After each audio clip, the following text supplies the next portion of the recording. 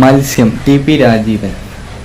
രാജീവന്റെ ഒരു ഉത്തരാധുനിക കവിതയാണ് മത്സ്യം എന്ന് പറയുന്നത്. വെല്ലുവിളിക്കു മുന്നിലും പതറാതെ, പ്രലോഭനങ്ങൾക്കിടയിൽ പെടാതെ, സ്വന്തം വ്യക്തിത്വം അവർക്ക് മുന്നിൽ അടിയറവ് വെക്കാതെയോ ഒരു ചെറിയ മത്സ്യത്തിന്റെ പോരാട്ടമാണ് ഈ കവിത. മത്സ്യം എന്ന കവിതയിൽ മത്സ്യം മണൽ തരിയോടാണ് സൂചിപ്പിക്കുന്നത്. അത്രയും ചെറിയ മത്സ്യം അവനോളം ഇരട്ടി വലിപ്പം ഉള്ള കടൽ തിരകളോട് പൊരുതി നിൽക്കുന്നത് ഒറ്റക്കാണ്. അത്തരത്തിൽ പൊരുതിനാൽ മാത്രം ആ കടലിൽ അവൻക്ക് ജീവിതമുള്ളൂ. കടൽ എന്ന് പറയുന്നത് മത്സ്യത്തിൻ്റെ ആവാസ വ്യവസ്ഥയാണ്. അത്തരത്തിലുള്ള അവൻ്റെ ശത്രു കൂടിയാണ് കടൽ. ആ കടലിനോട് പൊരുതി നിന്നാൽ മാത്രം അവൻക്ക് ജീവിക്കാൻ പറ്റൂ. ഇല്ലെങ്കിൽ കടലുമായി ലയിച്ചില്ലാതായി തീരും. ഇവിടെ മത്സ്യം എന്ന് പറയുന്നത് മനുഷ്യനും കടൽ തിര എന്ന് പറയുന്നത് മനുഷ്യൻ്റെ ഉള്ള സമൂഹമാണ്. അത്തരത്തിൽ സ്വതന്ത്രമായിട്ടുള്ള ഒരു വ്യക്തി അവൻ്റെ പൊതുസമൂഹമായിട്ട് ഏറ്റുമുട്ടലുകൾ വാങ്ങിക്കൊണ്ടിരിക്കുന്നു. കടൽ ഒരിക്കലും നിശ്ചലമായിട്ട് ഉള്ള ഒരു പ്രതിഭാസമല്ല. വേലിയേറ്റങ്ങളും ഇറക്കങ്ങളും പല സമയങ്ങളിലും വെള്ളം ഉയർന്നു വന്ന് വേലിയേറ്റങ്ങൾ ഉണ്ടാകാറുണ്ട്. മത്സ്യത്തെ തകർക്കാൻ വേണ്ടി വേലിയേറ്റം ഉണ്ടാകുമ്പോൾ മത്സ്യം എന്താണ് ചെയ്യാൻ? ആ വേലിയേറ്റത്തിൻ്റെ മുകളിലൂടെ കടന്ന് രക്ഷപ്പെടുകയാണ് ചെയ്യാറ്. വേലി ഇറക്കം ഉണ്ടാകുമ്പോഴോ കടലിൻ്റെ രഹസ്യ ഉറങ്ങുന്ന അടിത്തറയിലൂടെ സഞ്ചരിച്ച് അവൻ രക്ഷപ്പെടും. അപ്പോൾ കടൽ പോലെ ചലിച്ചു കൊണ്ടിരിക്കുന്നത് ആണ് ഈ സമൂഹം എന്ന് പറയുന്നത്. അത്തരത്തിൽ വേലിയേറ്റങ്ങൾ വേലി ഇറക്കങ്ങളും ഒക്കെ ഉണ്ടാകുന്നത് അതിൽ പല മാറ്റങ്ങളും ഉണ്ടാകുന്നുണ്ട്. അത്തരത്തിൽ മായിട്ടുള്ള വലിയ ചലങ്ങളെ സമൂഹത്തിൻ്റെ സ്വാധീനത്തിൽപ്പെടുത്തും. അത്തരത്തിൽ ഒറ്റക്ക് പോരാടിക്കൊണ്ടിരിക്കുന്ന മനുഷ്യരായാലും ഈ വ്യക്തികളാകും. അവരെ ചതിയിലാക്കുന്ന ഒട്ടനവധി കാര്യങ്ങൾ ഈ കവിതയിൽ പറയുന്നുണ്ട്. അത് ഏതെല്ലാമാണെന്ന് നോക്കാം. മത്സ്യത്തെ കുടുക്കിലാക്കുന്ന പലതരം വസ്തുക്കളാണ് വല, ചൂണ്ട്, വായുത്തലകൾ എന്നൊക്കെ പറയുന്നത്. വല കൊണ്ടാണ് അവനെ പിടിക്കാൻ ശ്രമിക്കുന്നത്. അവൻ അതിലേറെ ചെറുതായി അതിൽ നിന്ന് രക്ഷപ്പെടും. ചൂണ്ടക്കൊളുത്തുകൾ ഏറെ ചെറുതായി അവൻ അതിൽ നിന്നും രക്ഷപ്പെടും. താൻ വരുന്ന ആയുധത്തലകൾക്കേറെ സ്പീഡിൽ അവൻ രക്ഷപ്പെടും. മനുഷ്യരുടെ കാര്യം എടുത്താൽ ആധുനിക സമൂഹം എന്ന് പറയുന്നത് പലതരം നെറ്റ് വർക്കുകൾക്കും കൊണ്ട് പിടിയിലായവരാണ്.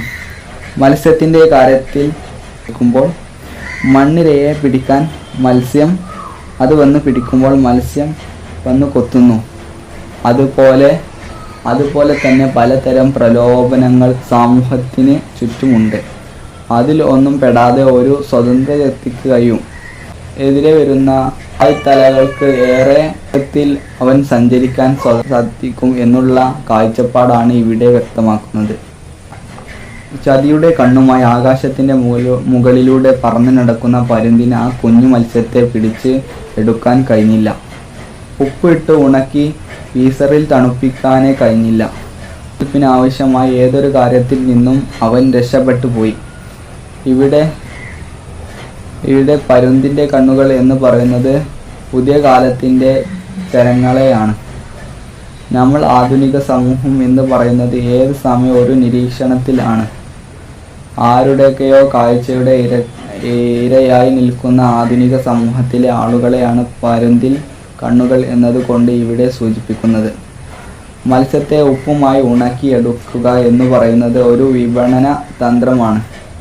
അവനെ ഉണക്കിയെടുത്ത് ആന്തരിക ശരീരത്തെ മാത്രം പ്രകടിപ്പിച്ച് ബാഹ്യ ശരീരത്തെ ഒന്നും ഇല്ലാതെ ആക്കി സാധിക്കില്ല. നക്ഷത്രങ്ങളും അവതാരങ്ങളും അവൻ്റെ വാലിനെ മുകളിലൂടെ കടന്നു പോയി എന്ന് പറയുന്നുണ്ട്. മതത്തിൻ്റെ സൂചനകളാണ്. ക്രിസ്തു മതത്തിൻ്റെ ഇസ്ലാം മതത്തിൻ്റെയും ഒരു സൂചനയാണ്. അതുപോലെ തന്നെ അവതാരൻ എന്ന് പറയുന്നത് മത്സ്യ അവതാരത്തിൻ്റെ കഥ എന്ന് ഹിന്ദുക്കാരത്തിൻ്റെ ഒക്കെ ചിഹ്നമാണ്. അല്ലേ, നമുക്ക് ഒരുപാട് കാര്യങ്ങളൊക്കെ ലഭിക്കുന്നത് ഒരു സ്ഥലമാണ്. ചെണ്ട എന്ന് കേട്ടാൽ നമ്മൾ ഒരുപാട് സമയം അവിടെ ഇരുന്നു പോകും.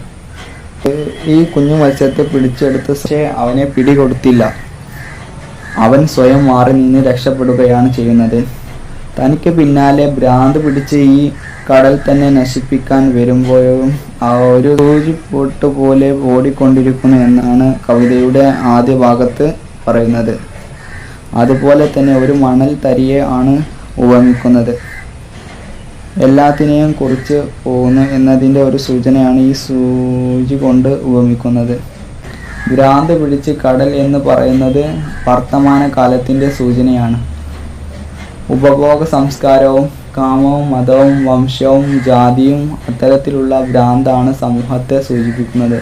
കടലിൻ്റെ രക്തത്തിന് ചുവന്ന നിറമാണ്. 2 അർത്ഥതലങ്ങളാണ് ഉള്ളത്. രക്തം എന്ന് പറഞ്ഞത് അലിഞ്ഞു ചേരാനുള്ളതാണ്. സൂചിപ്പെട്ടെന്ന് പറയുന്നത് എല്ലാത്തിനെയും നേരും മുറിയും മുറിച്ച് മുന്നോട്ട് പോകാനുള്ളതാണ്. അത്തരത്തിൽ ഭ്രാന്ത് പിടിച്ച സമൂഹത്തിന് പിന്നാലെ പോകാതെ കുഞ്ഞു മത്സ്യം സ്വതന്ത്രമായി നടക്കുന്നു എന്നതിൻ്റെ സൂചനയാണ്. പ്രലോഭനങ്ങളിൽ പെടാതെ മുന്നോട്ട് കുതിക്കാൻ മത്സ്യം നമ്മളെ പ്രേരിപ്പിക്കും. ചെറുതാണെങ്കിലും പ്രതിരോധമാണ് ജീവിതം എന്ന സത്യവും ഈ കവിതയിലൂടെ തിരിച്ചറിയാൻ നമുക്ക് കാണാൻ കഴിയും.